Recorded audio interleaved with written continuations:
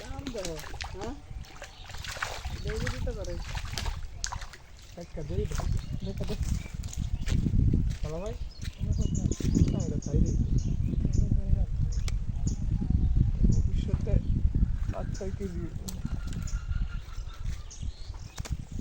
কেটো কিছু আছে 5-6 কেজি